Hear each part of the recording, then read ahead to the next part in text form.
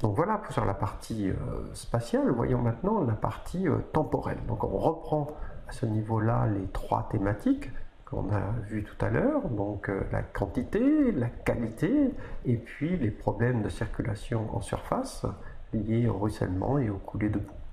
Donc sur la première thématique, quantité d'eau souterraine, irrigation, les pas de temps à prendre en compte sont avant tout ceux liés au temps de remplissage et de vidange des nappes. Et là, ça peut être variable d'une nappe à l'autre. Dans certains cas, on peut avoir des nappes qui se remplissent et qui se vident la même année. Dans d'autres cas, les nappes vont se remplir et se vider sur plusieurs années, voire plusieurs dizaines d'années. Donc la situation est sensiblement différente et c'est important à considérer puisque derrière, on ne va pas mettre en place le même système de gestion. Par exemple, quand vous avez des nappes qui se remplissent et qui se vident sur plusieurs années, vous allez pouvoir mettre en place, quand vous avez de l'irrigation pour les agriculteurs, un système de gestion volumétrique pluriannuel. Vous pourrez donner aux agriculteurs des quotas d'eau, quantité d'eau qu'ils pourront utiliser pour leur irrigation, et s'ils ne l'ont pas utilisé une année, ils pourront éventuellement l'utiliser l'année suivante, puisque la nappe va se remplir ou se vider relativement lentement.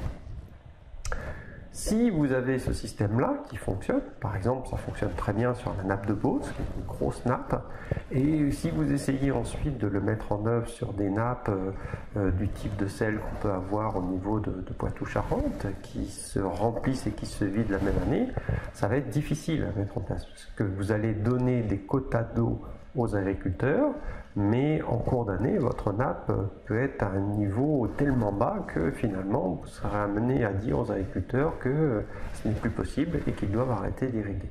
Vous voyez qu'en fonction des conditions, eh bien, vous ne pourrez pas mettre en place exactement le même système de gestion avec la profession agricole.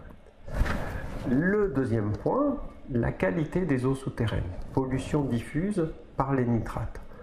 Alors à ce niveau-là, il y a deux éléments importants à prendre en compte qui correspondent à deux pas de temps un petit peu différents. C'est d'une part les durées des processus biologiques en surface, tout ce qui concerne la minéralisation de la matière organique qui va finalement injecter des nitrates dans la solution du sol, et d'autre part tout ce qui concerne le transfert de ces nitrates de la surface à la nappe. Donc là, à nouveau, on peut avoir des situations très différentes.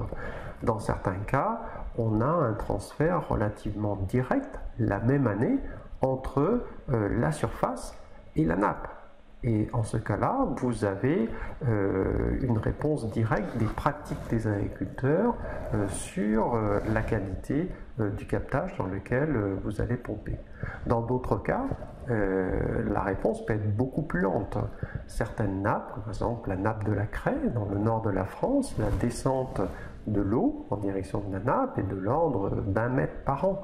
Donc dans ce cas-là, en plus si la nappe est à environ une trentaine de mètres, ça va mettre une trentaine d'années pour que les pratiques agricoles exercées en surface se répercutent sur la qualité des eaux en profondeur.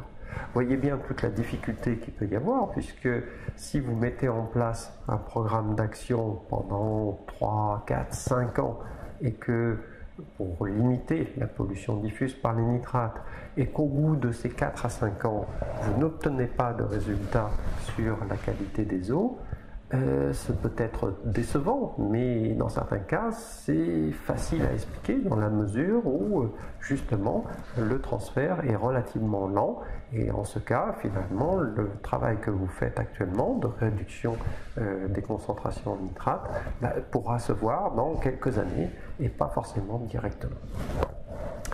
La troisième thématique, en ce qui concerne les coulées de boue en surface, là c'est sensiblement différent puisque les processus sont avant tout très brefs, majoritairement intra-annuels.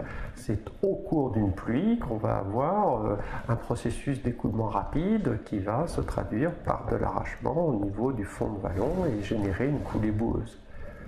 Mais il y a aussi des processus beaucoup plus lents qui peuvent intervenir, notamment tout ce qui concerne l'évolution de la stabilité structurale, la capacité finalement du sol à résister à l'action des pluies et des écoulements d'eau.